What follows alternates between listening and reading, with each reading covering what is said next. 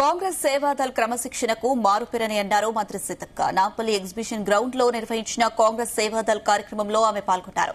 సేవాదళ్ కార్యకర్తల గౌరవ వందనాన్ని మంత్రి సీతక్క స్వీకరించారు.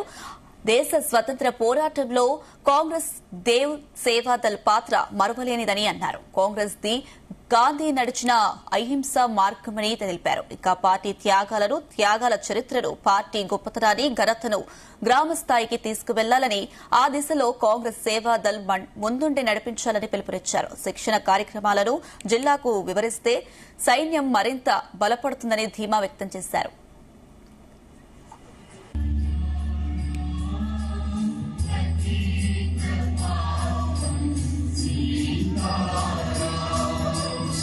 ఈరోజు మనం అక్కడ ఫోటోలు చూస్తే ఒక క్రమశిక్షణ కలిగినటువంటి సైనికుడిగా నెహ్రూ గారు తన జీవితాన్ని ప్రారంభించి దేశ స్వతంత్రం కోసం గాంధీ గారి ఆలోచనతో అడుగులో అడిగేస్తూ మొట్టమొదటిసారి సేవాదల్గా పనిచేసి ఈ దేశానికి స్వతంత్రం తీసుకొచ్చి గాంధీ గారు, నెహ్రూ గారు మరి అనేక మంది మహనీయుల పోరాటాలతోటి స్వతంత్రం వచ్చినాక కూడా ఈ దేశాన్ని ఎలా నిర్మించుకోవాలి అనేటువంటి ఒక క్రమశిక్షణతోటి దేశాన్ని నిర్మించింది కాంగ్రెస్ నాయకులు.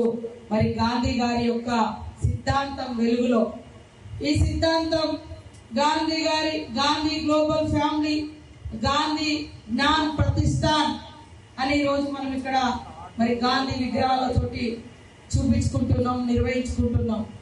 గాంధీ గారి యొక్క స్ఫూర్తి, గాంధీ గారి యొక్క శాంతియుత విధానం ఎన్ని తరాలు మారినా, ఎన్ని యుగాలు మారినా మరి అదే సిద్ధాంతం ఈ సమాజానికి అవసరం. గాంధీ సిద్ధాంతం గాడ్సేల సిద్ధాంతం కాదు, మాది గాంధీ గారి సిద్ధాంతం.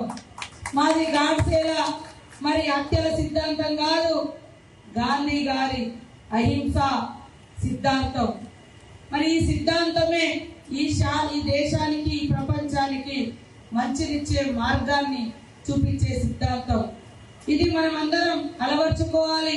ఫస్ట్ రాజకీయ నాయకులు చాలా మంది వస్తారు, అవుతారు, కానీ చాలా మందికి సిద్ధాంతాలు, ప్రజల పట్ల కమిట్మెంట్, ప్రజల కోసం పనిచేయాలనేటువంటి ఆలోచన లేదా మన సిద్ధాంతం యొక్క గతం తెలియకపోవచ్చు. కానీ తెలుసుకొని ఉన్నటువంటి వాళ్ళే ఎక్కువ కాలం మరి లాస్ట్ బ్రీత్ వరకు కూడా, చివరి శ్వాస వరకు ఆ మహనీయుడు